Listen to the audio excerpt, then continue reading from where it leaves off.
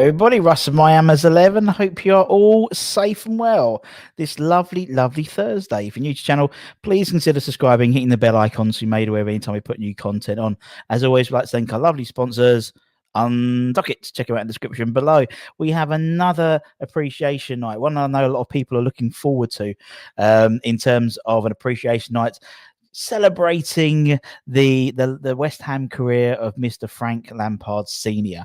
And lots of lovely messages have come through when we said we were doing it. Lots of direct messages or comments about, you know, how it's be great for him to be, you know, he needs to be more appreciated and stuff like that. So hopefully today we'll have a bit of a giggle, and also we've got a gentleman with a few interesting stories about Mr. Lampard Snr as well. He might even be watching as well today. Hi, Frank, in case you're watching, man. Let me bring on my I said he was my deck to my aunt, so we'll think of something different. Here's my Keith to my Orville. It's Mr. Martin Godman. How are we doing, Martin? Hey, I'm doing well, thank you, Russ. Love you, West Ham. We do. Which, of course, you play in that little countdown. I've been thinking, why in all this stuff they slam on as the background? Do they never put that on? Have you noticed? Yeah, it's always unfair blowing bubbles, isn't it? Really, yeah, it must be whatever's on the FIFA. We do, love you. Yeah, we should start singing it loudly so that it picks it up. You know. Yeah, should do. But it is a kind of a thing. Maybe we'll get onto it later about the people who are in charge of doing that background crowd thing. Some of them are absolutely brilliant, and some of them are shocking. It's all done by computers, though, Martin. Is it? It's all done by AI, honestly. I know the Sky one is. The Sky one is, yeah.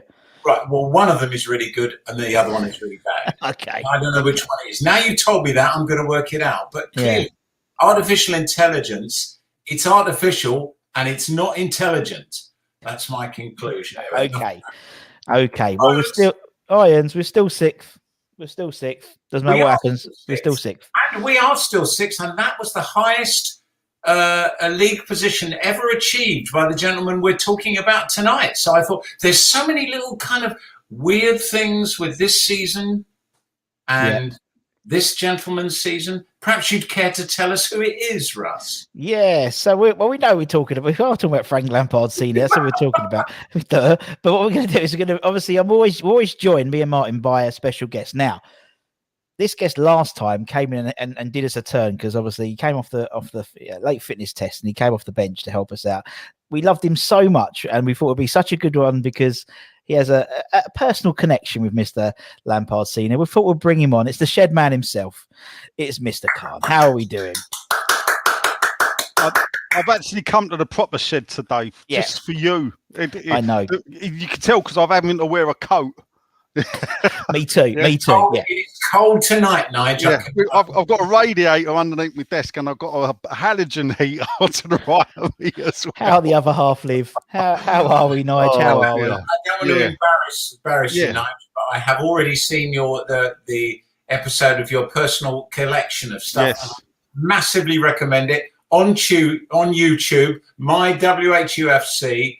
I recommend it, and there might even be another one or two on when you tune in. But get on that and subscribe to that channel straight away because I was just transformed. You're about 6 years behind me in terms of when you were enjoying stuff, but I still, even at that age, I knew what was going on, and I remembered my Striker magazines, and I had my Striker folder, which would have probably been out of print by the time you were buying mags. Well, yeah. As you'll find out quickly, I know it's not about. I'm an avid collector of football magazines. So quickly, you've got the Striker. Just the hand. No, I've got. This is from the 1940s. So I buy like old football magazines at auction because they're a great wealth of the history of football and general, and not specifically. This pair I actually bought at an auction while I was waiting to buy some other West Ham stuff.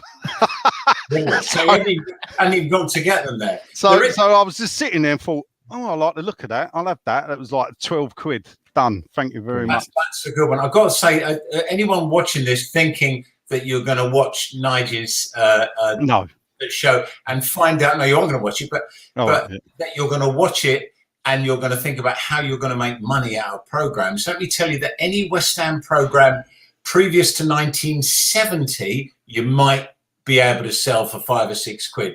But it's one of the worst things that anyone realizes when they go on eBay is, it's a collection. Even though I bought these recently, which was just general programs that I've got, but the fact is that these though are signed. So that's John Lyle, signed by John Lyle. Now that's probably worth it. Robson, Alan Taylor, Pat Holland. So that's what I'd now look for. Now I'm interested. Well, lots of talk, lots of chat about programs later on, because particularly there are some interesting. The thing about West Ham in the 60s, I think I touched on it a little bit earlier on in an earlier episode. People said, well, you had Moore, Hurst, Peters, and yet West Ham didn't win anything. They also had Jim Standen, Bobby Ferguson, and a bloke who I didn't even know existed, whose name is, and he only played 3 times in this season I'm going to be talking about. I've forgotten his name. He played 3 times, and it's Colin Mackleworth. Yeah. Colin Mackleworth played youth keeper. He was the youth keeper with Harry Redknapp when we won the Youth Cup. In his first game, West Ham won 4-0, so he must have thought, yes. I think he played 2 more games. The last one, I think, was losing 6-1 at home to Manchester United. I may be wrong on that, but he didn't play again after that. Can't think why. But there we are.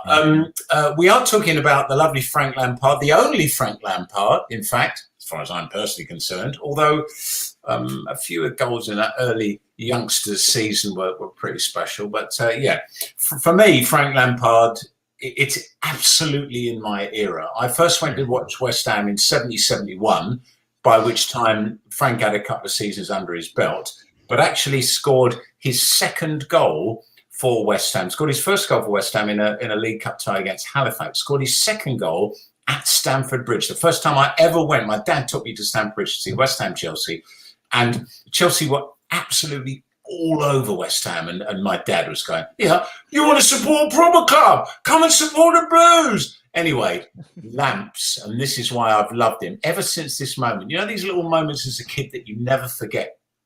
Chelsea, and it was actually on telly as well, which was weird. Anyway, Chelsea, Osgood, all the Hudson, all the flashy 60s characters. Of course, we had more Peters and Hurst, as we did on that day.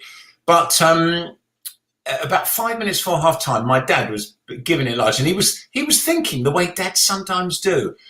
By the end of today, now I've taken him to Stamford Bridge, I'll turn him. Why do people think that's going to happen? Proper football fans, you're a Barnsley supporter, you're a Barnsley supporter. That's it, right? So Dad didn't understand this. Anyway, Lampard shut my dad up. I'll never forget it. About just 5 minutes before half time, and you'll see the goal because it's actually televised and we're showing it on this little thing. The ball comes out to Lampard and he wallops it in.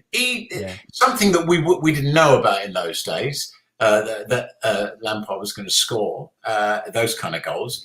And you'll hear in the commentary, Brian Moore says, that's kind of not against the run of play or something like that. But I never seen a goal shut my dad up. And for that moment on, Frank Lampard, I love you, mate. I love you. I love you. I love you. And not just a guy who could score goals, scored 22. Incredible about the fact that 10 of his 22 goals were televised. And in those days, I worked out the average. West Ham weren't top of the league, so they weren't being looked at so often, although they did have the big 3 that everyone wanted to look at. So the chances of you scoring and that game being televised were quite small, actually. They would come down to West Ham, the cameras maybe 4, 5, 6 times a season, unless you were obviously in the hunt for the title.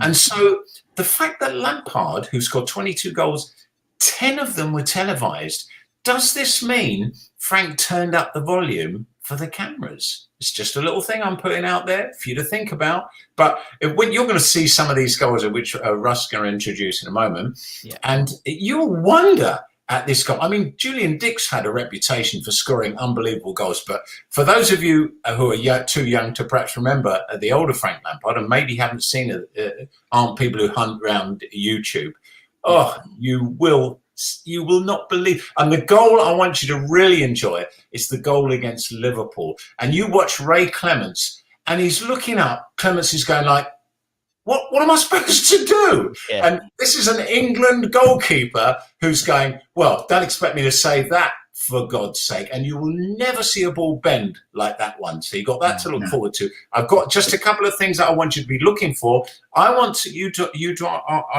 solve this thing when you're watching this, because there's always a little thing to watch for. I want you to tell me how many of Frank Lampard's first five goals were televised. If you watch closely, you can work it out. Bearing in mind, the chances of any of your first five goals being televised were probably zero, especially if you were a left back or a right back not scoring too many.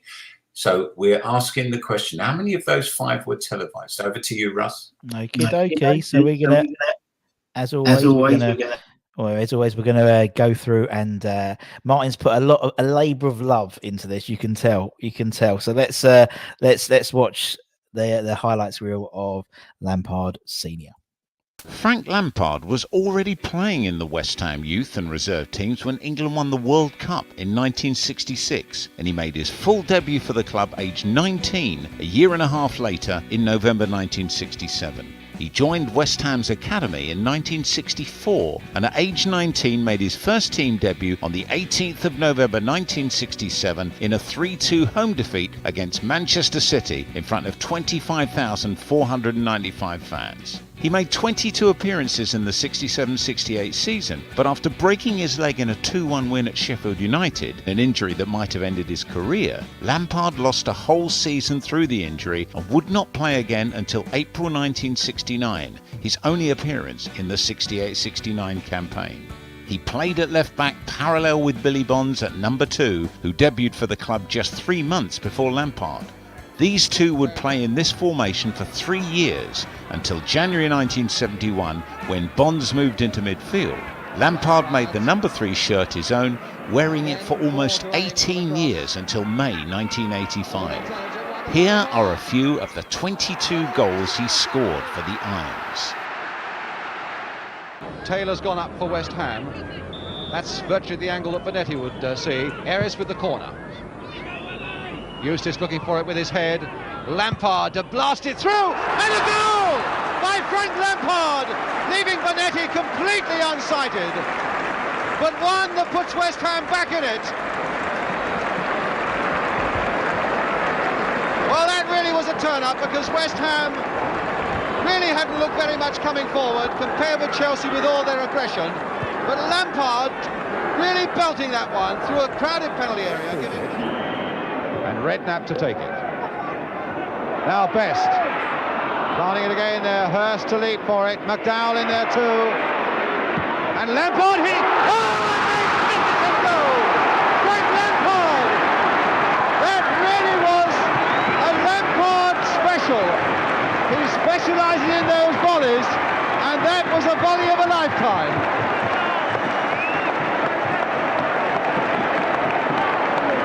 So 1-1, that ball came across, was poked out, and Lampard really thumped it back. Brooking inside, here's Brooking, Hughes covering the run. Back again to Best, to Padden, to Lampard. It's still on for West Ham in spite of the groans. Now McDowell. Best, Lampard. Oh, what a goal!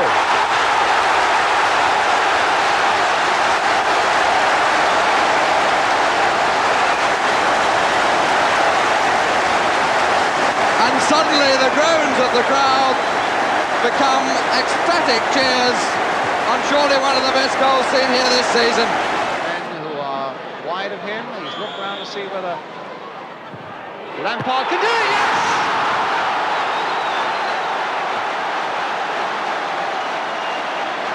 Lampard! A goal. A lot of people went away from West Ham yesterday still talking about that Frank Lampard free kick. And we got a lovely shot, which we'll show you in a moment, from behind the other goal, where you teed it up. Tell us about what was the thinking behind that free kick. Well, really, Bill, Billy Bonds, Graham Paddon and Frank have all had success from free kicks, and really, to tell you the truth, I wasn't too sure at the time who to give it to, and I was just standing on the ball, and Frank just happened to say, flick one up for me, Joe, and so that's how it worked, really. And of course, Frank just hit it on the half volley perfectly. Well, here's this lovely picture from behind the other goal. Flick it up to me, he said. What about that, Trevor? Just catches it on the half volley. It starts just wide of the post, actually, and just swerves in. And really, the keeper was never going to get there. Great goal. Lampard komt nu op. Daar is Lampard. Dat is een schot. Goal! Goeiedag. De waardige Lampard scoort daar en zet West Ham op 2-0. Alvin Martin's up for it. Billy Bonds is right in there too. Lampard. Oh! A marvellous goal!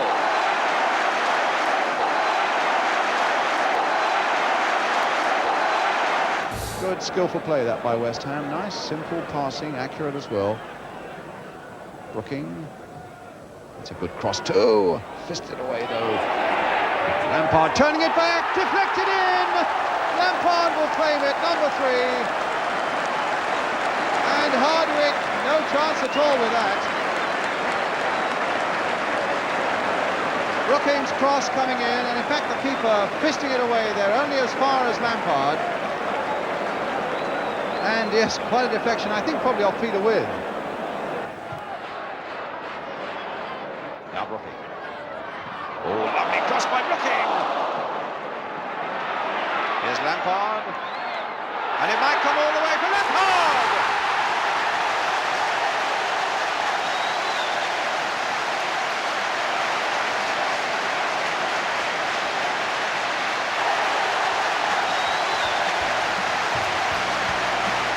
When Bobby Moore had left West Ham in 1973-74, Lampard stepped up with Billy Bonds as captain as Moore's replacement. Lampard was a dependable left-back and, like his original partner on the opposing flank, strong in the tackle. Once Bonds grew his 1970s beard, Lampard grew one too, making West Ham into a formidable team in the early to mid-70s, as challenging in appearance as performance, and helped the club to a second European Cup Winners' Cup final in 1976.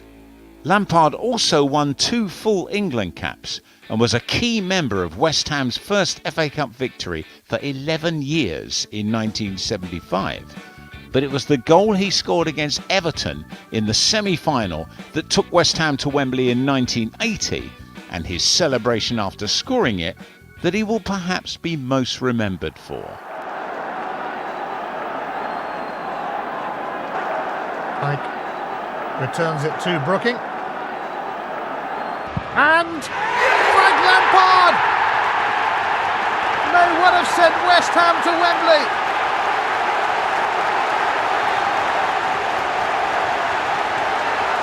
An unlikely goal scorer, but a goal that could mean so much. Well, it's a bit of a cliche question, but I think it's the right one. How does it feel, Frank? Well, we've been here before at Wembley. It was fantastic, but I think this time, beats it. Being a second division side and coming all this way and getting to the final. So often, Frank, semi-finals are lost because of somebody's mistake. Here we had 3 goals, which was as good as anybody could possibly have wished for in a semi-final. Yeah, I think that's the standard of the game, really. It's such a nice standard that they had to be good goals, I think, because it was such, the game, both the games were so tight and no one giving it away. And I think they had to be good goals to score.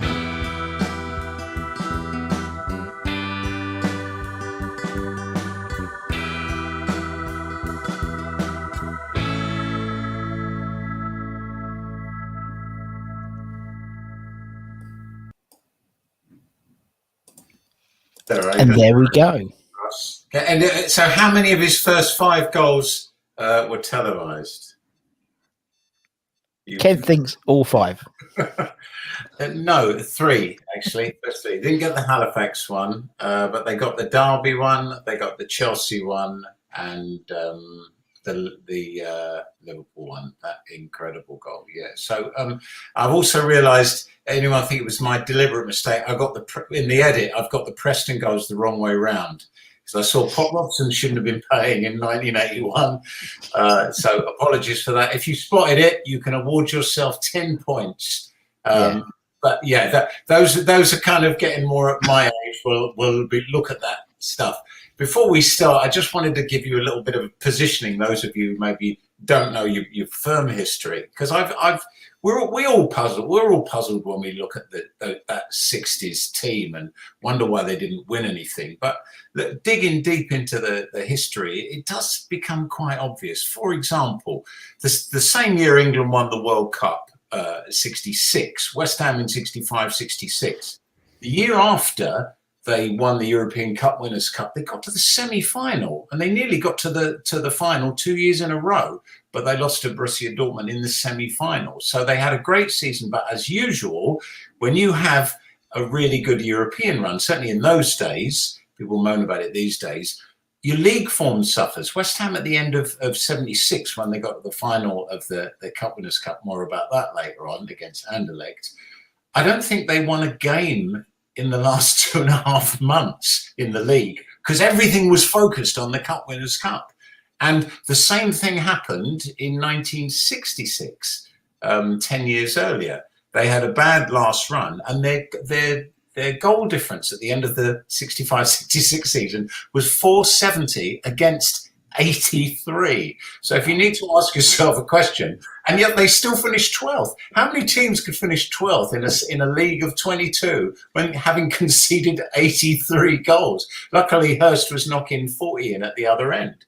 But 66, 67, they had a fantastic run where they couldn't stop scoring goals, 32 goals in 9 games, and then they lost 7 games in a row at the end of the season. That's the West Ham of the 60s. But 67, 68, Greenwood realised he was going to have to sort the goalkeeper out. So he bought Bobby Ferguson for the 67, 68 season. He got Billy Bonds from Charlton. He got John Cushley, and he had a lot of people coming through the youth ranks. For example, Trevor Brooking, who played in the 4th game that season. Frank Lampard, who played in the 16th game, came through the youth, obviously. And later on in that season, Alan Stevenson. A lot of new players in the 67, 68 season. And as you heard on that thing, in his first full season, Lampard broke his leg in a rather grotesquely described report. With a crack that was heard all round the ground. And I mean, you'd certainly hear it at the grounds now, but really horrible. And yet Lampard, the following season, was back. Only played the last game in the 68-69 season, but he played the next season. You know, a broken leg sometimes crops people out now. But for the first of 2 occasions in his career, he played just the last game of the season, and that was exactly the same for the 84-85 season. You think how close he was to playing in that 85-86 season. Well, not that close actually, because he went to Southampton. But I think this is a good time to introduce Nigel, who knows a hell of a lot more about Frank Lampard, the man, the all-round picture, than I could even claim to do, having just stared at books. So, Nigel, if someone stopped you on the street and they said, sorry, Matt, I've just got a couple of minutes. Tell me about Frank Lampard. If you just had 2 minutes, what would you pick out about the man? Footballer and all-round wonderful bloke. Footballer, it sort of fits in. If the 60s was Hurst, Moore and Peters, then the 70s was Bonds, Brooking, Lampard. Sort of like Peters, he is the third wheel in that cog as such, and perhaps a bit more underrated. If you look at those goals, he was predominantly a left back, but most of the goals were with his right foot, which is his strongest foot. But looking at those goals, 2 of the best ones, the Liverpool goal and the Den Haag goal, were hit with his left foot, which both went top corner. So going through his goals, he actually did the hat trick of left foot, right foot, and the header with that he got in 1980, which, you know, he's been immortalised in a song. What a lot of people don't realise, this is one of my quiz questions I love, is that perhaps giving it away now, is that Frank never held the record for the most appearances for West Ham, because obviously Billy Bonds broke Bobby Moore's record, Bobby Moore broke Jimmy Ruffles' record, but Frank is second in the all-time list. Played more times than Trevor Brooking, played more times than Bobby Moore for West Ham. So 600 and something odd games in total, from 67 going onwards. So, and you know, he had quite a few businesses. I mean, the first probably time I spoke to him, I asked him to dry clean my mum's blouse and a suit for work, because he had a dry cleaning shop opposite here. Look, so if you look here, there you got Granitors, which is the big shop where we used to get all our clobber from. The shop on the left is a dry cleaners. Now, I couldn't find a photograph that said with Frank Lampard, but when I was a kid, that shop used to be dry cleaning by Frank Lampard. Brilliant. So that was in the mid 70s. Obviously, we all know he had the pubs around. He had the Brit Tavern. He then, I think he had he had Lamps Wine Bar at one point, I think in Stratford. So he as a West Ham player, the funny thing about I always find is why he don't make if you get people pick your favourite teams, probably, you know, people in their 40s and below, left back always goes Julian Dix. Yeah. And I think Frank's a bit, if you look there, I think the Newcastle game, he did spend time at right back. Obviously, Bonds sort of played midfield, was right back first. Frank was left back. Bonds went into the middle in the early 70s and then dropped into centre back. But sometimes Frank would play right back as well. One thing I don't know if people do know is that when Bobby Moore left in 74, Frank Lampard was going to be made captain of the club, not Billy Bonds. The problem is Frank had asked for a transfer and Ron Greenwood thought he'd shown a bit of disloyalty, so made Billy Bonds the captain. Yeah. It could have been Frank. So it could have been Frank holding up 2 FA Cups, not Billy. Well, before anyone thinks that was a terrible thing to ask for a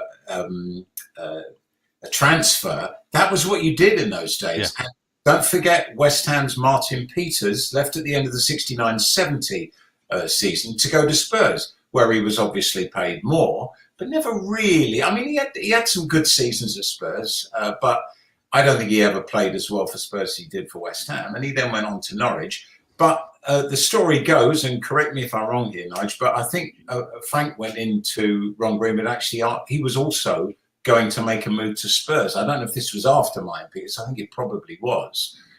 So I don't know if there was some little money corridor there. But this was in the days where the manager could go, no. And he did. But he didn't. Of course, it coincided with him playing for England. And whether that had something to do with it, that he'd had that one cap for England, and perhaps he felt he couldn't get back in. I mean, look at that team. And that's Alf Ramsey. That is Alf Ramsey's was managed for another 2 years after that. I mean, he only played twice. The record holder is Ian Callaghan for 11 years between for one cap and the next cap. I think Frank's second in the list, which is 8 years. So it's one of the rare England players to play for England at Sydney Cricket Ground, which is where he played the game. Australia versus England. Yeah. So, but he played all youth teams. He went through the youth. I think he played youths, under 23s, under 21s, and then the continuation carried on. He got that first cap, and you think 73, England was at a bad time. We were about to not qualify for the 74 World Cup, the first World Cup that we'd tried to qualify and not qualified for. So England football was on a downward spiral at the time, and obviously perhaps he thought if he wanted to carry on playing for England. I mean, look, Bobby Moore tried to move to Spurs. You know, that is what happened back then. Mm. But the only one who didn't was Jeff Hurst, who went to the slightly less favourable Stoke. Yeah. An odd move. That was to do with Gordon Banks? Nah. Well, it was. Aside from that, of course, the story is that, as you said, we signed Ferguson. Gordon Banks was actually the keeper West Ham were gonna buy, or really got offered. Gordon Banks got offered to West Ham, but because Ron Greenwood had shook hands with Kilmarnock's manager to sign Bobby Ferguson, we failed to sign Gordon Banks in 1967 and instead signed Bobby Ferguson. And he went from Leicester to Stoke. Yes.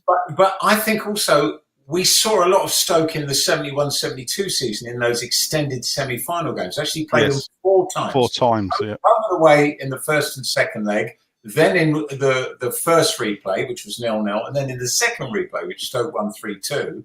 And I mean, I don't think Hurst would have needed any introduction to Banks. Banks saves that penalty. In fact, it's thanks to Banks that we had the first replay.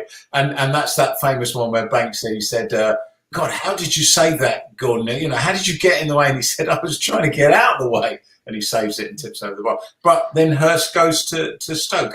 And those of you who really know your West Ham stuff, when he comes down to Upton Park, gets a fantastic round of applause from the fans. You know that West Ham fans, when they know that a player has gone because he's gone, because that's, you know, for his career and all that sort of thing. And also that was how Jeff Hurst felt. Jeff Hurst then scored the first goal of the game, but West Ham won 3-2, I think.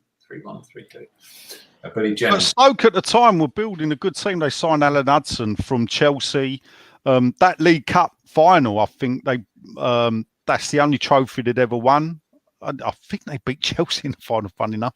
The oldest player to score at Wembley. Yes. So, I mean, in the mid-70s, I've seen a video of the Stoke team beating West Ham at Stoke and Hurst scores. And he did sort of celebrate as well. Players did that back then. Yeah, they could. As you youngsters, you don't remember it. Yeah, they didn't have social media on their back if they celebrated scoring against their old clubs. Oh dear, we've got to. There's some stuff we've got to talk about before this is over, because there's a lot of stuff that's been winding me up. But we are talking about Frank tonight, and we are talking about and well spotted on that. You're absolutely right, Nigel. A guy with he gets the bend on that ball from the Liverpool goal. Cuts across it. Yeah. I've never seen a ball bend like that. Yeah. And poor Ray Clements. It's a great moment of honesty when he just looks up like, well, you know, what would you do? And this was the thing that when goalkeepers used to be beaten, I don't know if you remember this, I certainly do. They used to sit in the goal mouth for about 5 seconds afterwards. So was it someone felt sorry for them, or maybe it made the goal look better? Because the goal is just sitting down like, I was there the night Peter Barota actually clapped a Trevor Brooking goal that went past him when he was in goal for Chelsea, and he stood there and done that because Brooking, I think we beat them 4-0 in the late 70s, and it was such a great Brooking goal. Why can't people do that now? Remember the Claudio Ranieri interview? Yeah, it's the fans, isn't it? Yeah. And Ranieri saying, let's not talk about, never mind, Chelsea lost today. Let's talk about Di Canio. Let's talk about, and you think, what? You're in the wrong decade, mate. You're about 20 years too late. But managers don't talk about the opposition's great goals. No. You know, and that's sad, really, I think. The one thing about your video, Mark, as well, is all the goals apart from one that was scored at Upton Park seem to be at the South Bank end. Yes. What do you think? I think it was only the Wolves goal that went into the North Bank. All the others were going in at the South Bank. That's worth exploring. There are a lot of these weird things. The other thing was that season I noticed something. I noticed there's a game, and in fact it was Trevor Brooking's debut that season. It was the 4th game against Burnley away, which was 3-3. And this is a really good West Ham Trivial Pursuit question. If you're watching this and your dad's a West Ham fan, you can catch him out with this one. It was one of only 2 games where the World Cup 3 scored the 3 goals. Moore, Peters, Hurst in the 3-3. And I was thinking, I'll mention that tonight. And then I found another game the following season where they were also scored the only 3 goals of the game. And I think it was on television. I'm thinking about it now, and I think West Ham scored 4 that day. So this might well be the only one. Sorry, I'm sabotaged by my own memory here. It was the QPR game. Wasn't that 4-3? I think it was. Yeah, is that where Moore hits he sort of runs forward from the centre line and fires it? Yeah, and he does not celebrate. Yeah. And he just goes like that, doesn't he? Sort of shrugs his shoulders. More pieces. Redknapp scored. So wide right, he crashes it in. And something else I found out: Harry Redknapp was let off playing against Blackpool on a Boxing Day game because he had an engagement party. Have you ever heard of anything so ridiculous? And this was the games when they used to play the same team twice. They played Blackpool away, and they went on a plane, and then they played them at home, and they scored 4 against them both in successive days. I think they beat them 4-1 at Blackpool and then beat them 4-0 at Upton Park without the help of Harry Redknapp, who was having his party. So there you engagement. That's quite interesting. And Frank, of course, why might Frank have been interested in that in retrospect in his engagement party? I know. Go, Nige. Well, obviously, God bless her, Pat, Frank's wife, was obviously twin sister to Sandra, Harry's wife. And in fact, they were so alike. I mean, we can go on. I used to do a bit of work for Frank. But I once walked into his kitchen and said, how's that kettle doing, Pat? And the woman looked back at me and said, well, when Pat gets here, well, I'll ask her. And then I sort of looked like that. And then Pat walked into the kitchen and she said, your man wants a cup of tea. And she went, oh, it's heroic him, and puts a kettle on. And they were identical. You could not tell the difference between the 2 of them. Oh, you could get up to mischief with that, couldn't you? Especially if you're both married to 2 players from the same team. I don't think we'll go down that one too long because they could. No, yeah.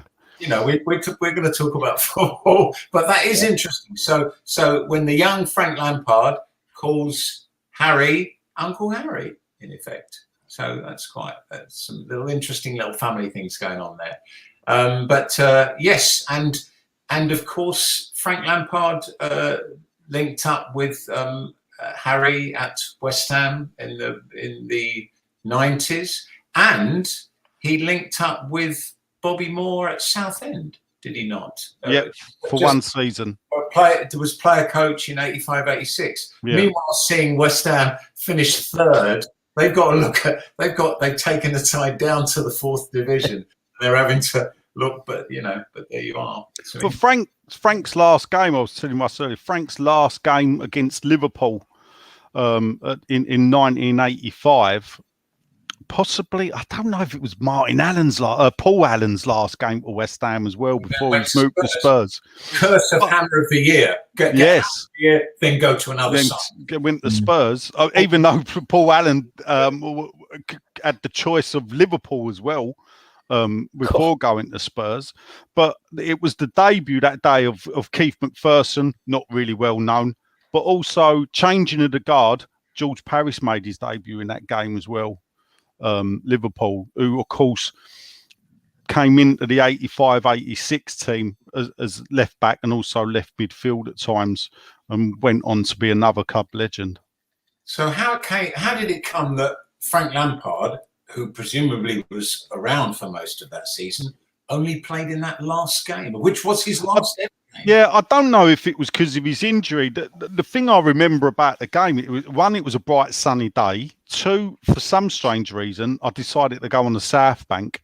I think it was just to save me walking down to the North Bank, because normally I always stood on the North Bank back in those days. So we went on the South Bank, me and a mate. Sparse crowd, and obviously Frank. Whether he was leaving, so it was known that this was going to be his last game. That I think he'd had a few injuries at the end. You got to think. I think he was 36 when he played in that game. Wow. So he'd done his. Bonds played for another 2 seasons. Yeah, 18 years. I think he'd done as near enough of a first team player. I mean, it's funny how his life mirrored Frank, because obviously Frank Jr. broke his leg. Frank Sr. broke his leg as a young player. And, of course, Frank Jr. broke his leg playing for West Ham as a young player as well. And both came back to have, long careers. Yeah. Both playing in tonight. And all these things that, as you say, the Bonds-Lampard thing is so I mean, I like what you did with the 70s idea. Yeah. That works really well. It certainly worked. I see. My memory is I had the good fortune to interview the great Ray Winston once. In fact, it was the season that Tevez ended well, but didn't start. Started well, but had a bad middle bit. But he said Ray Winston's memory of, as a young boy watching West Ham, was of Bill Green in the centre of defence, Lampard over this side, Billy Bonds over that side, and them all with these great heavy beards. Yeah. They were like Vikings, and it was like, charge! And that's actually, those are the words that Winston said. He said that is his greatest memory of West Ham, those three. Bill Green didn't play. I came from Carlisle, I think. Carlisle, and departed to Peterborough. Yeah. And in the middle of it, and he had, I mean, I think he made Frank feel better, because Frank's nose was like that, and Bill Green's nose was like that. You could actually get them like an angle. I used to think maybe they'd had a fight, and then I thought no, because Frank's always had his nose like that. But it was they did look quite aggressive and slightly worrying, and that was the season Bonds scored his only hat-trick for West Ham, 74-75. Like yourself, Nige, that Saturday I went on the South Bank, and I don't know why. And I think, I mean, I'm not 100% certain. I know Bonds certainly scored 2 of the goals down the South Bank. He may have got all 3, I'm not sure. But I remember no cameras there to capture, and it was a perfect hat-trick, left foot, right foot. I mean, not to pick you up on your camera analogy, I did like the fact you worked out a percentage of what was the chances. But obviously, what you got to remember is the big match, because it was London-centric, we were obviously going to appear on the big match far more than we ever were on Match of the Day. Yeah. And a lot of the best stuff is from the big match, which was the Sunday afternoon staple, which you can, if for people don't know, ITV4 Saturday mornings, Big Match Revisited. We've been on a few times. They're doing the 74-75 season, so we all know how well that ends for us. So they're getting around the semi-final time, so I'm hoping to get a bit of footage from the Ipswich semi-final. Yeah, great. But, it's so perhaps he did have a fair, but it's funny, as you say, to have 10 televised, 50% of your goals televised in that era. Perhaps he did turn it on with the cameras. The only one we didn't show, mainly because I couldn't find it, I know I've got it somewhere, was the goal he scored against Southampton in the 3rd round of that. Yes. Away. The keeper drops it in the back of the net. Yes. Punches it into the back of the net. So, I mean, I think what we've got... That's a BBC. I think that was a BBC. But it's not on the Match of the Day special, so I think it might be on... I've seen it. I know, because I've seen the goal. So the second goal in that game was scored by Bobby Gould. Yes.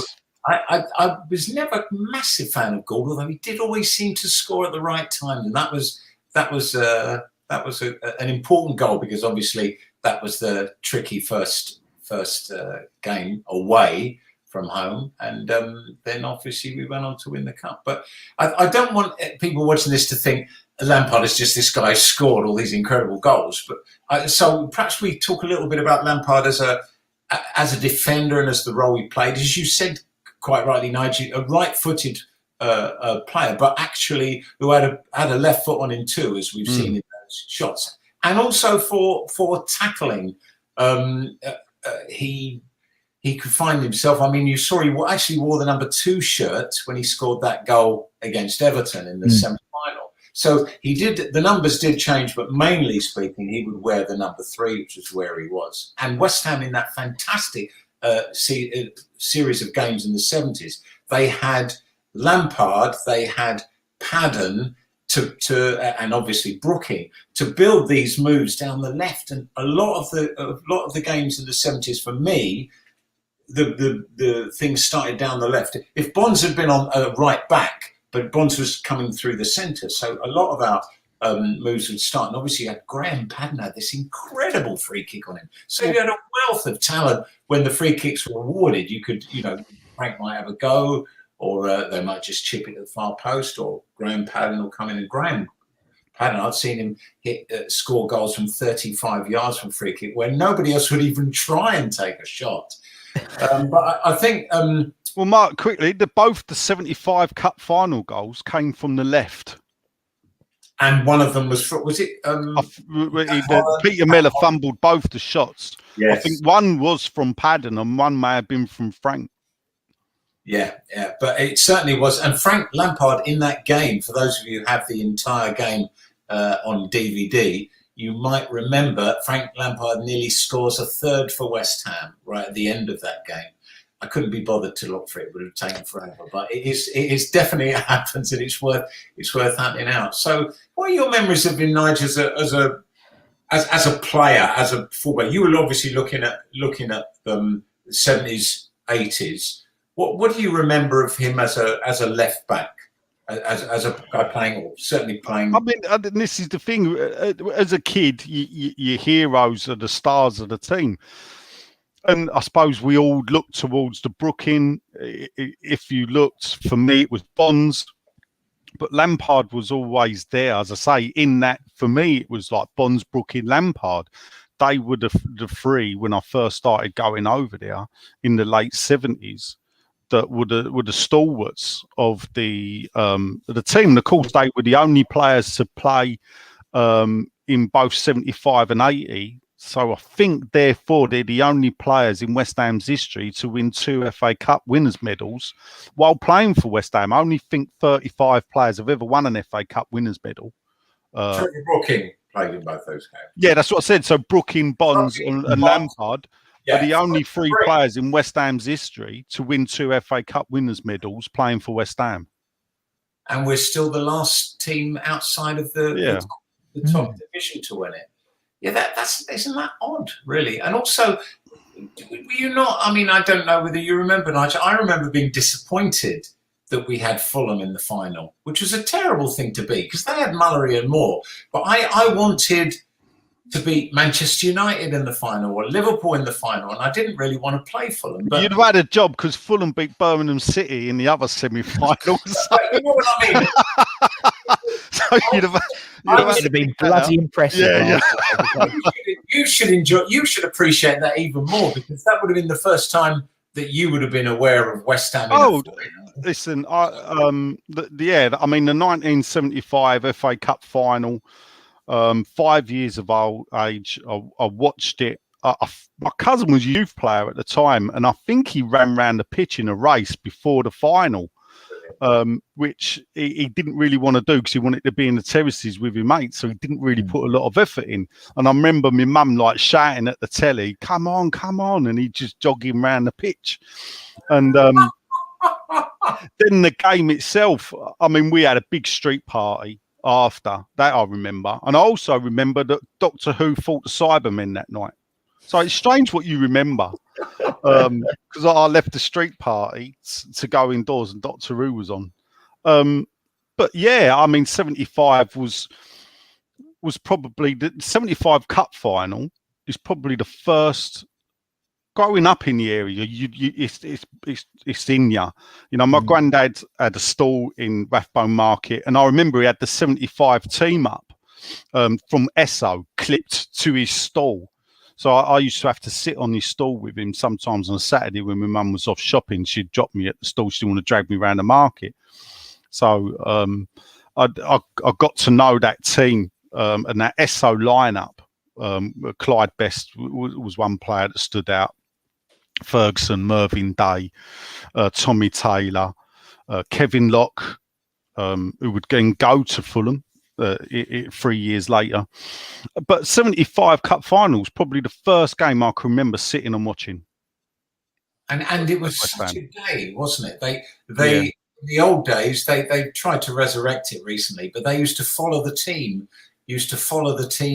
Through the bus going to the game, and they would have lots of films. And I'm sure Frank, I don't know if it was the 80 or the 75, had a haulier business or something, and they did a little interview with him with his civvies on and his white coat, which they clearly had rigged up or something. I can't remember if I'm getting it exactly right.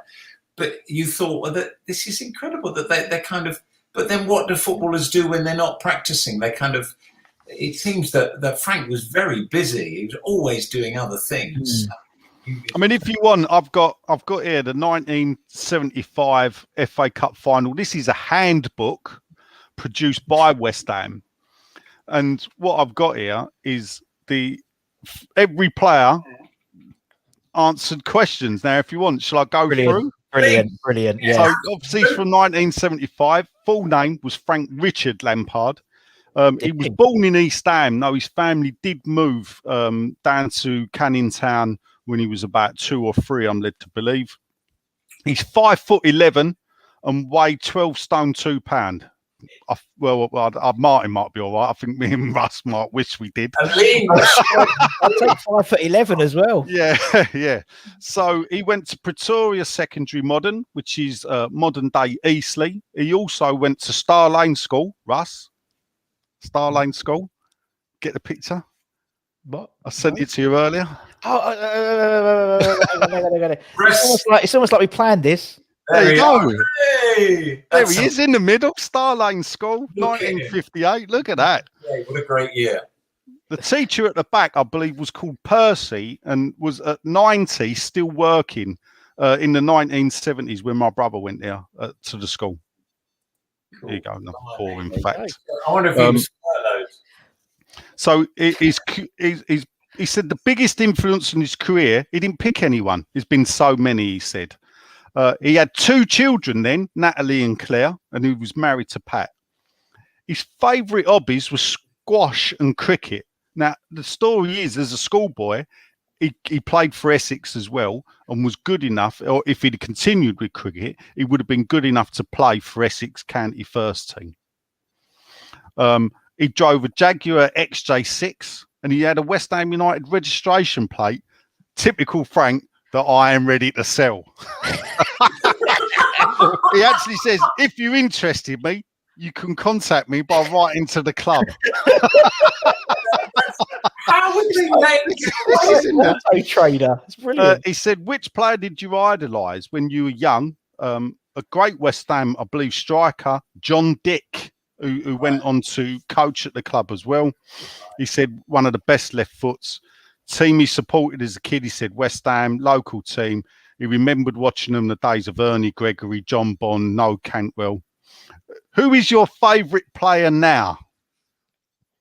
Do you want to have a guess? Who's 1975? Who was his favourite player? In that team? Was no, he wasn't in the team. No, he's not a West Ham player, in other words. Not in 1975, he wasn't. So in 75, it's someone who's going to go to West Ham. It is, don't tell us. Well, come on then, have a guess. We've got to have a guess. It's Pop Robson. No. So I was trying to be clever there because he just... Do you want to have a guess? Oh, I have no idea, Nigel. I'll be honest, I have no idea. His favourite player is Harry Redknapp because he's my brother-in-law. Brilliant. What was Harry playing for then? Bournemouth. Yeah, right. his most memorable match he played for England at Wembley, obviously. It was a realisation of a dream, the Yugoslavia game. His favourite TV show, Russ, Kojak. Kojak? I'm not saying that for any reason. No. His favourite food was yeah, quite close, me and Mark. was steak and fish. Steak and fish? Steak and fish was his favourite food. Ooh la la. Well, surf and turf, we called that in Canning Town. I love that. Steak and fish. Steak and fish. Obviously, Frank going a bit posh. His favourite singers were Frank Sinatra and Elton John. Professional ambition was to be on the winning side at Wembley. Well, he did that. If you weren't a footballer, what might you have been? Frustrated, he put. That's just great. Now, I bet none of the rest of them had a decent answer to that. And the person in the world he'd most like to meet was Frank Sinatra. He has great style, just like West Ham. Even I can't keep a straight face reading that last one. Got a great first name as well. This is a great booklet because every player, they done a lot of them. Every player that did filled in one of them. So I do love things like that. Brilliant. Yeah, I got I have to say, a slightly miserable feeling about that 75 thing, because West Ham that season, as only West Ham could, gave out.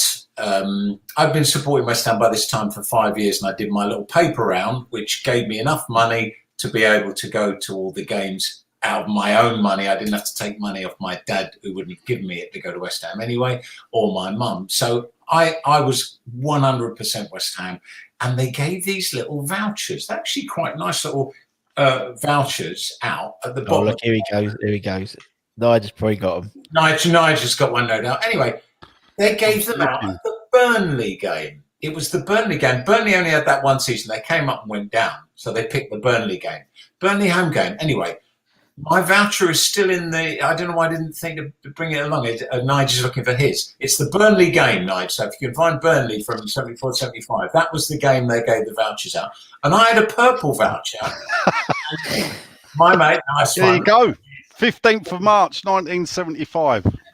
And my mate, Tim Cotsford, who, although he was the only other person in my school, I was at school in West London, who was a West Ham fan, the two of us in the whole school, and I'm not just talking about my year, the whole school, I said to him, come to a West Ham game. You always say you're a fan. Anyway, I finally persuaded him to go. You know where this is going, this story, don't you? So he came along to the Burnley game, the one fucking game he went to in the whole fucking season. And I gave out these vouchers, different colours. He had a red one, I had a purple one. And anyway, so someone had rumoured that you want to get the red one or something, get them round or something. So I spoke to him after the game and I said, should we swap them? Or should we just decide? Because one of them's going to be right, isn't it?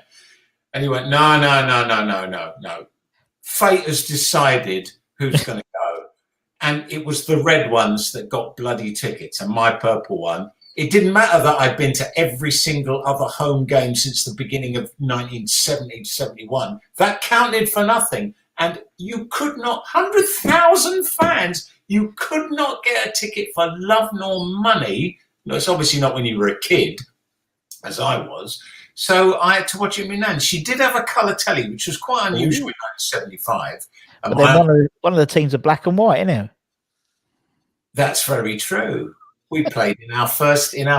So someone did make a point earlier on about the 1980 Cup final being interesting because both teams played in their away colours, which I never got to the bottom of that story. But yeah, I do know the story. Know the story. I just finished my story. That and I'll tell you.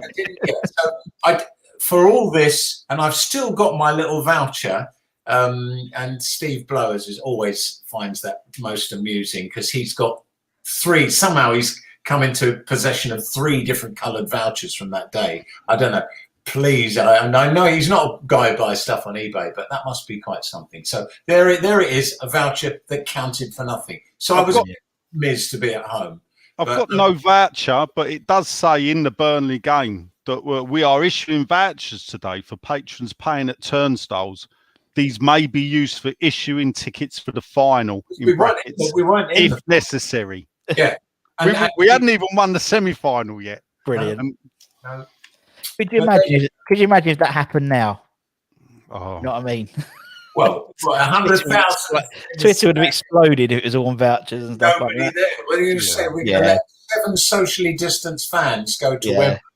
So we're going to give out 7. Anyway, Nigel, you were going to say about why they wore the away. Yeah, I believe that West Ham were drawn as the home team. So generally, the home team would choose the kits, but Arsenal were happy to wear the away kit because they had beat Man United. Now, remember, Arsenal had been this was their 3rd final in 3 years. They wore, I believe, red and white against Ipswich and lost. Wore yellow and blue against Man United and won. So they thought their yellow and blue kit was lucky. West Ham, having wore all white in beating Everton, deemed that their away kit was lucky. So they both settled on wearing an away kit. That's absurd. It is actually one of the worst. If you think the Manchester United game in the week was a that was what are you going to say? Game against Arsenal, this FA Cup game. What a terrible game! But it was 31 degrees, I think. It was a really, really hot day. Incredibly hot. So Trev thought, if I can score early, then I can just stroll around for the rest of the game, and that's what he did. A really good goal. But yeah, it wasn't a great game, but it was a wonderful semi-final win, and that Lampard. What about the celebration, Nigel? Yeah, I mean that. I don't know if we said in the interview where that came from. The weird thing about it is that he seems to run over there on his own. Yeah. Alvin Martin was injured for that game. I'm not sure if Frank played centre half that day. Alvin was out. I think he had tonsillitis. Missed the replay, and the story is that Alvin was listening to it on the radio and he couldn't believe it when they said Frank Lampard had scored the winner. Like, what was he doing up there? And of course, what had happened is I think Frank took the throw in down there. It was late in the game. There was a couple of minutes left. And he was apparently, I don't know if he said in an interview once that he was too knackered to run back. So he just hung around the area and the ball just came at him. And he just threw himself back. No, he has to almost. Yeah, that's what he said. He just see it and he just threw himself at the. So if you see the whole build up, I think Frank takes a throw in from the right hand side, and then the ball comes out and he sort of drifts into the box for whatever reason. He just couldn't be bothered to run back. Do you think that is the last time we won the FA Cup 41 years ago? And it's the same thing, because I think all of us had a little bit of a feeling in the back of our minds that this might be the season because we are playing so well. Yeah.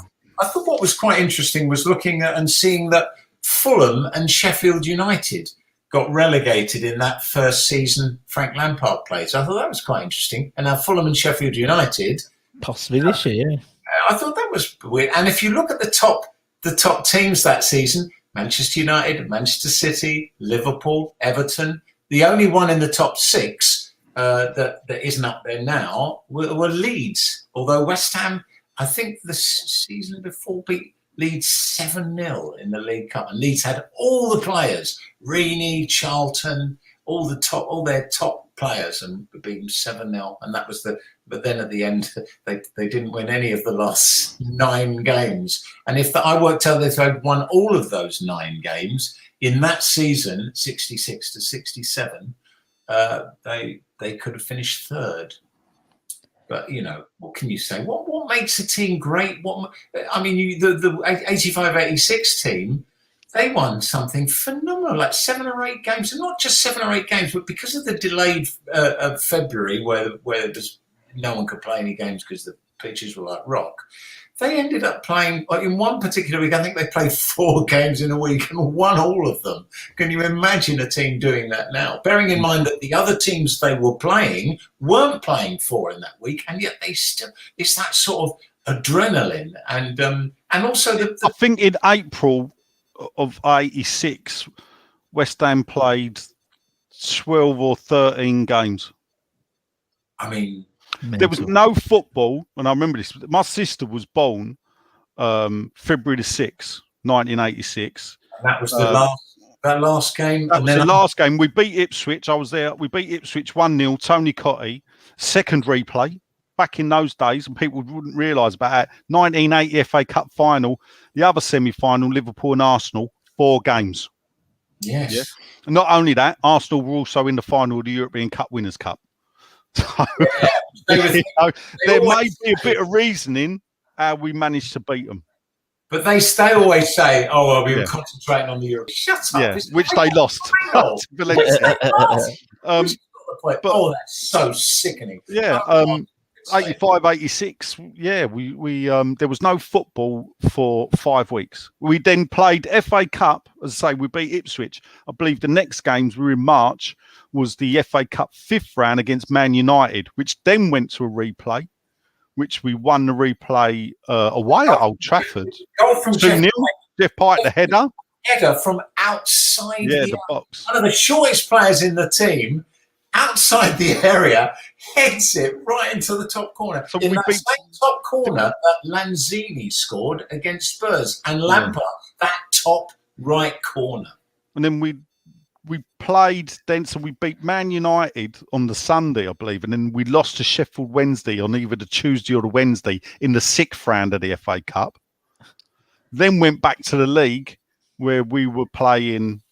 I mean, there was in April, as I said, I think we played 12 or 13 games. The week he was talking about, Martin, but I think we played a Saturday, a Monday. Was the Monday the 8-1 against Newcastle? The 8-1 against Newcastle, wasn't it? So I think we played the Saturday, the Monday. It may have been the Thursday, and then the Saturday again. And what do you think? I mean, you know Frank Lampard better than Russ or I do. Has he ever spoken about? Have you ever talked to him about what how he and Bobby Moore would have felt at Southend watching a West Ham team? But remember, Bobby Moore, right?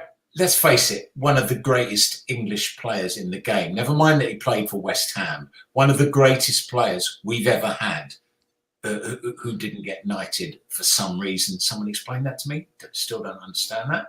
And these days, you've only got to breathe the right way and you get a knighthood. But he'd seen the whole of the 60s. He'd done everything, hadn't he? Except won the league with his side. So he looks at a West Ham side who looked like they might win the league. I think Tony Cottee has certainly said to me, we believed we could win it. We believed if we just had the rub of the green. If Liverpool could slip up a little bit, White Chelsea. Yeah. They could have won. If they'd beaten Everton in the last game, they would have finished second. But how do you think Lamps and Bobby Moore would have felt together at Southend with their own problems they're having with the owner and all that, looking and seeing West Ham finishing third? I mean, I'd love to, if Frank were here now, that's the question I'd ask him. What was going through your mind? You thinking that it should have been me? It should have been me. Yeah, no, I mean, I'd never really met Frank until I went to work. Yeah. I remember the first time I met him, he was in a property game and I had to open up one of his properties. I was apprentice locksmith. And my boss knew I was a massive West Ham fan. So great way to meet someone. Yeah, so he took me round to an house in Forest Gate and to meet the bloke, and he didn't tell me. And he just wanted to see my face. Right. And I turn up, and this is 1988. Right. So describe it. Take us back there now. You're walking there.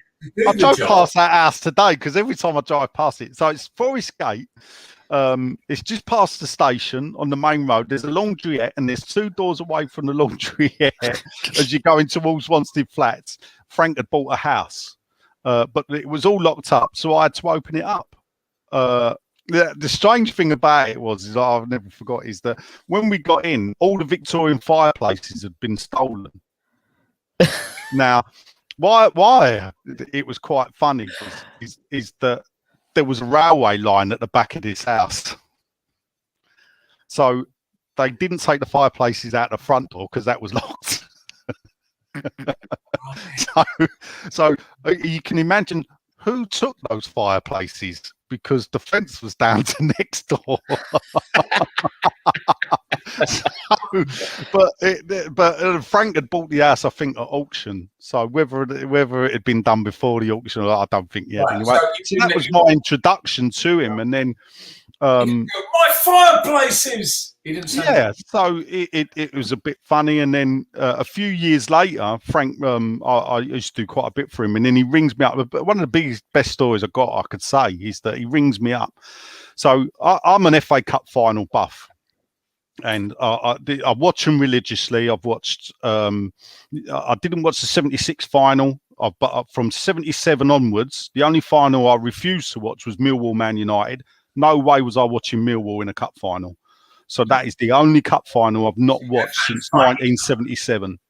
So this is 1997, I believe. Chelsea Middlesbrough FA Cup final. 20 minutes before kickoff, phones ring.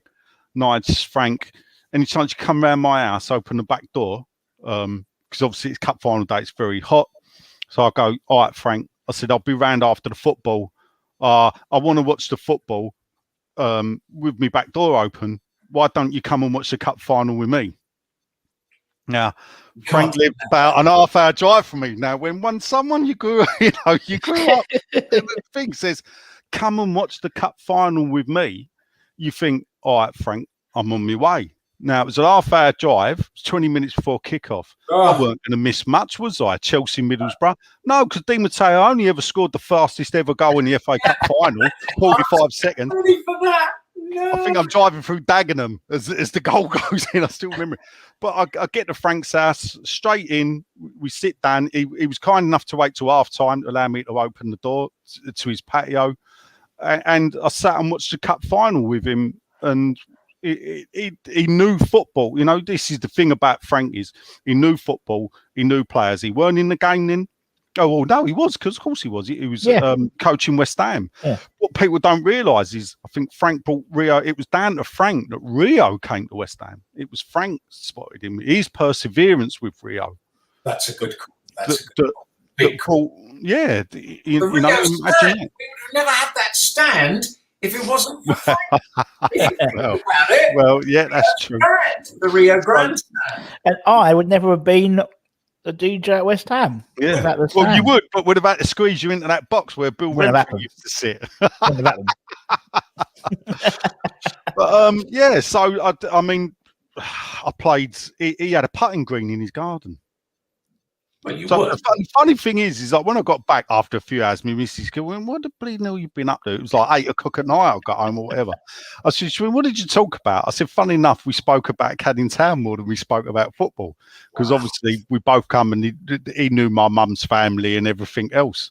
So you know, he what was he? I think he grew up with David Essex. I think was his Russ.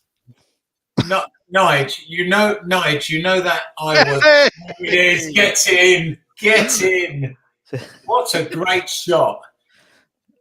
Obviously, David Essex's real name is David Cook, I believe, and of course he called himself Essex because you know West Ham was part of Essex. When his kids played for the youth team, were they Cook or Essex? I don't know. Actually, there's just something 2002 that was. Oh yeah, I don't know when his kids kids, yeah, that's a good question. Yeah, because I've got a West Ham thing. You know that. Yes, I was Kaiser Bill's Batman. Yeah, that's it. By whistling Jack Smith, and that was the tune that Bill Renfrey used to start his little program of music in the days where the announcer also used to put the records on. People often say that to me, like, "Why no bloody records you played today?" I know that's not me playing the records. It's the bloke up there. If you got any complaints, that idiot up there. I was just thinking, I was Kaiser Bill's Batman as a title. You could say I was Frank Lampard's locksmith. For a period, yes, I was. For your autobiography, I was Frank. And you have a picture of Frank on the front holding the key. Yeah. That would be brilliant. I mean, he's got a pub. I don't know why, but he's bought another pub. Yeah, I read that. He's got the Nightingale in Wanstead. My uncle lives in Wanstead, so he's got the Nightingale now, which is opposite Robin's Pie and Mash Shop, I believe. Yeah, Robin's, yeah. Yeah. So. Why are you on vegetarian? Did we talk last time about vegetarian pies for pie and mash? Is that? Can you not do that? Well, we do vegetable, but because of the suet pastry. If you've got suet in the pastry, then what's the point? Well, you say that people ask you to do vegetarian, you go, well, we do vegetable, but we can't call it vegetarian. Yeah. Don't mention the pastry. Frankly, I've only ate one once by mistake because obviously the pastry and it was one that I'd had frozen. When you really Russ, isn't it? Well, you don't eat pie mash, so when you think yes. Here we go. Got it out of the freezer, blah, blah, blah. And then, it's dark. You bite into it, you shove it in your gob, and it ain't. It was like cabbage and potatoes. And I just looked at what that. And my missus went, "Oh, you pulled a vegetable one out." I can't believe people eat that. It's like Russian roulette with pies, yeah. Russian roulette with pie and mash. That could be a game show, Russ. That's a game. Yeah, that's got to be a game show soon. Yeah, we'll do one of them soon. Well, we are 20 minutes past 10. I suppose we've come to that point, and I will say that. Can you remember who was my left back, Russ, for my 11? Your second show? No, probably Frank Lampard.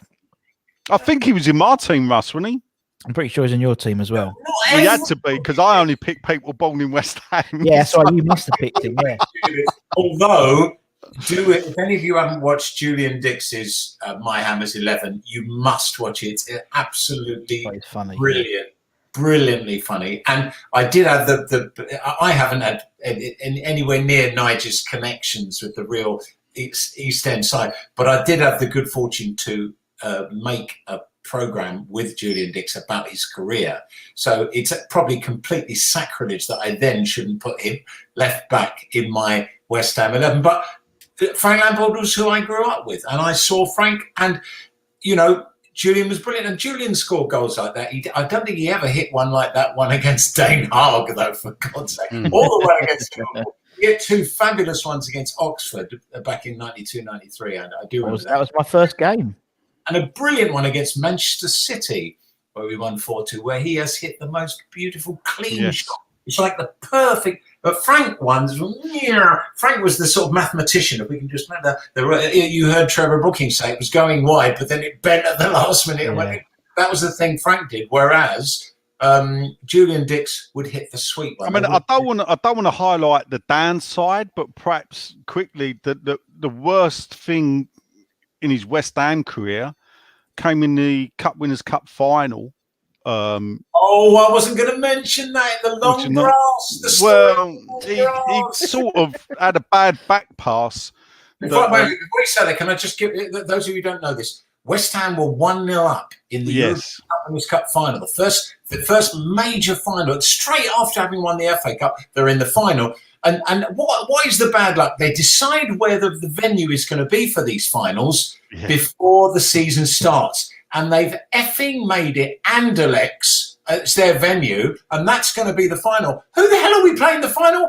Anderlecht, for God's sake. As they ever have. Only happens to West Ham. West Ham are 1-0 up. Pat Holland scored the goal just a couple of minutes before half-time. Nige, take the story.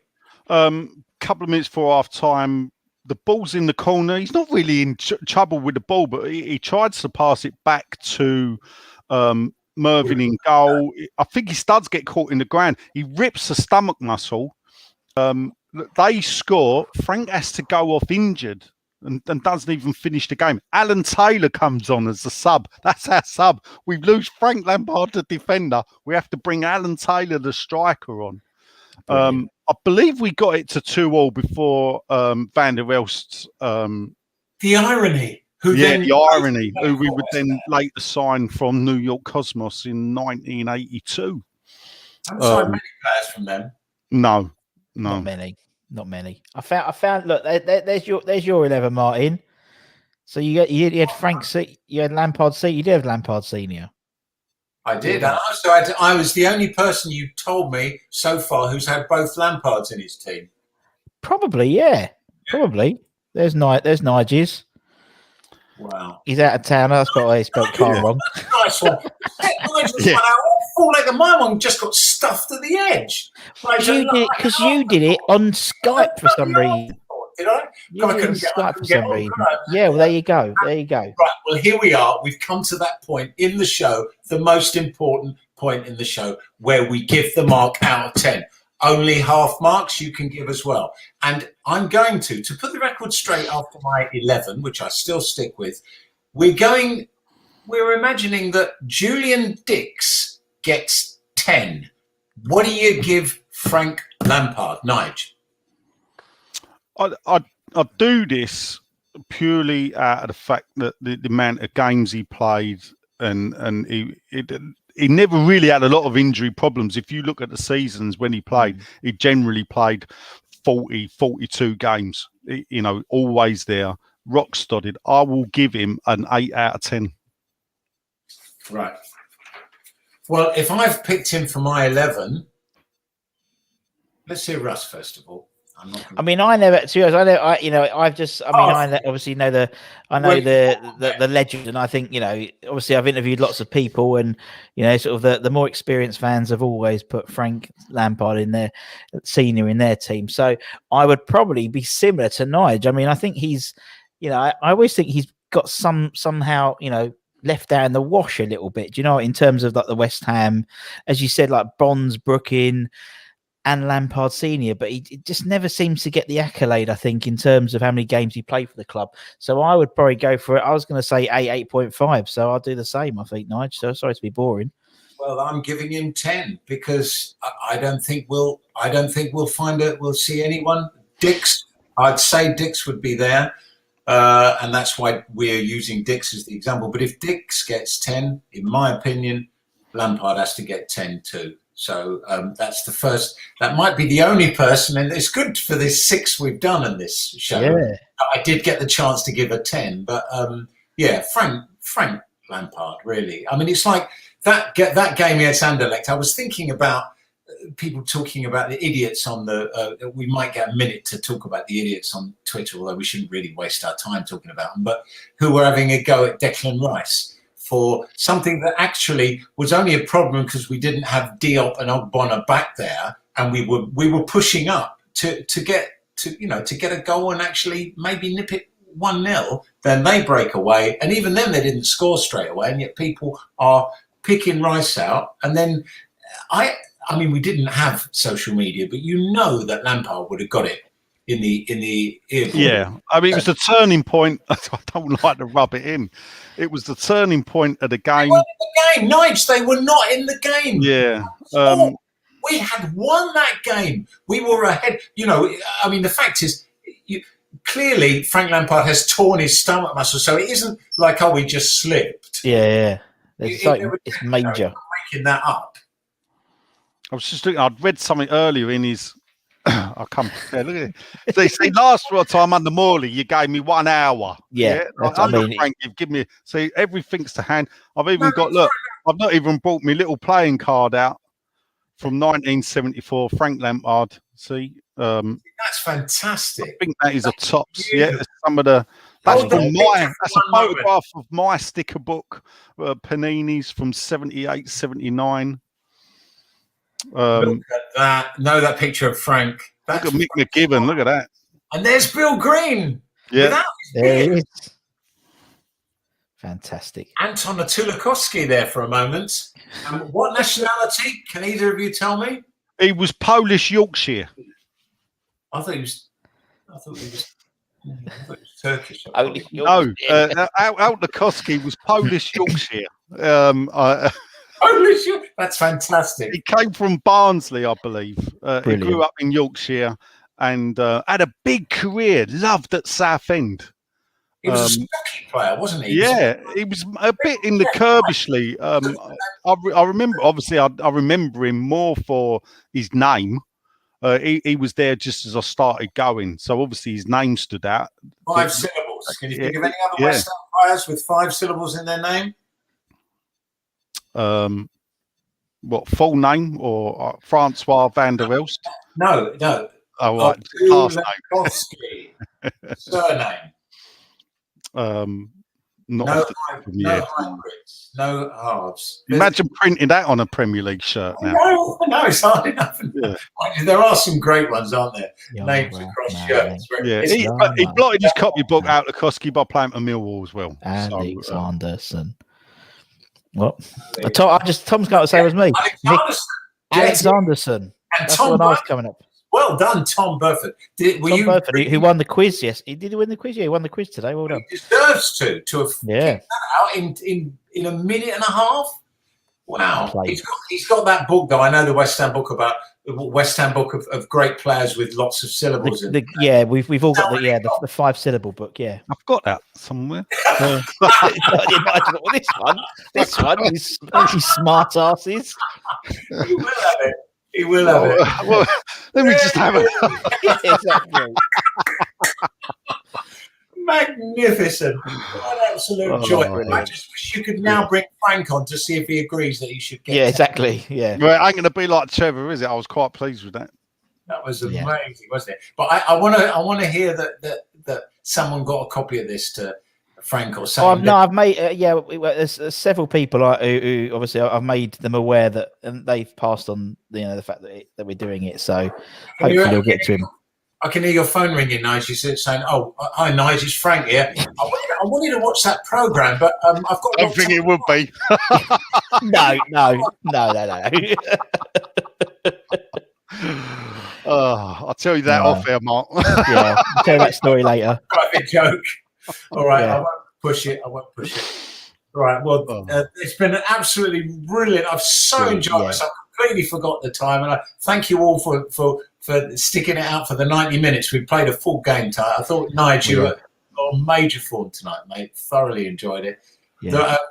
Russ, you've given us a chance to do this series. It's been a lot of fun, and particularly nice to have. And I have to say, it was Russ's insistence, because we had 3 or 4 we were looking at for the last one, and Russ said, "I think we'll do Frank Senior." So I think it was due. I think it was due to get to do, because as we said, there's so many people that I think we could do, but actually I think someone like Frank Lampard Senior, and it's come up in a lot of and there's been some lovely comments throughout the show, is he's a guy which I don't think gets the recognition. So I know it's 3 blokes talking about him, but still it's something in it. Not only did you never win Hammer of the Year, he was never runner up either. Which is that simply because they had so many good players? Because this is the guy who's got the second most appearances. If you think about it, he's got 670 and Bonds has 799. No one is close to them. And who is it? Nobes is closing in, but he's still got a long way to go. He's still 100 odd short of Frank. Yeah. Easy. I think he's. No, I'm talking about just to get. He's got to get above. We will caveat that this is all appearances with cups, people. This ain't just. No, I'm talking about all of it. Alvin is 596, so he's got. You won't catch Alvin, I don't think. Yeah. No, I don't think so. But yeah, I mean, it's great. It's been great. Robert, hope Frank sees this and knows we love him and respect him tremendously. We all echo that, Rob. And if you get the chance to see this, Frank, if you're seeing it on replay or whatever. We thoroughly enjoyed it. Is there not a YouTube +1 channel where we can go YouTube back +1? You can go back and do it all over again. Go relive it all over again. But yeah, no, definitely. And as you said, obviously we've got Ryan on the chat. Ryan was in Ryan Archer from West Ham Fan TV. He's been lucky enough to interview Frank in his the pub. So and he echoed what everyone said. So yeah, there's loads of nice things. George is in his shed, spot on, mate. Really good. It's George, we're all in our sheds above Martin. The coldest night of the year. Georgie. Yeah. Exactly. Hopefully we'll see it around and dance around the corner flag. But gentlemen, thank you very much. Coat on. I've actually should have done a Davy Moyes. Yeah. Yes, with this Star Wars thing. Yes, there is. Yoda. Yes. Yeah. VAR. Yes, it is. Is there a goal that Frank Lampard Jr. scored where he danced around the corner flag? Yeah, there was one, wasn't he? Ellen Road away, wasn't it? Yeah, Leeds away. Yeah, because it was at Ellen Road that Lamp scored that same corner flag he went to. Now that's quality. That's brilliant. That's brilliant. Anyway, guys, thank you so much. I'm going to sign everyone off, but thank you two. You've got to feel like that every week, Russ. Yeah. What, my merch available on Teespring, my Hammers 11 with mugs. Anyway, guys, thank you so much, you two. Stay on and we'll have a chat afterwards. All right. Thank you, guys. Look at me, I look like a bloody idiot. Anyway, guys, thank you so much. There's been loads of lovely comments. Thank you so much. Lots of lovely messages about Frank, and also a lot from the less experienced fans. So like from Theo, 21-year-old, learning about the history is really invaluable. It's really, really important to do this. So no, I think it's absolutely brilliant. So listen, thanks so much. We'll obviously be doing these for we're gonna have a little break, and then we'll start a third series probably again. So please send through your suggestions of who you'd like us to do, so to speak, as the actress said to the bishop, and we'll get them going. As I said, if you're new to the channel, do what little Mini Russ says. Where's Mini Russ? Let me find little Mini Russ. There he is. There's Mini Russ. Do what Mini Russ says. There he is. Yeah, like, comment, and subscribe. And we're here every Monday to Friday as well, lunchtime. If anyone's wants a bit of a break, 12:30 UK time. We have a quiz on a Thursday and stuff like that. But don't forget, tomorrow we've got another X Hammers, My Hammers 11 coming up. So make sure you keep an eye on that as well. And we've got I think we should have a couple of X Hammer interviews next week as well. So we try and get an X player at least one a week. But anyway, guys, take care, everyone. Stay safe. Wash those hands. Get your jabs. Come on your irons, and we'll see you again very, very soon. Take care, everyone. Much love. Appreciate everyone's time today.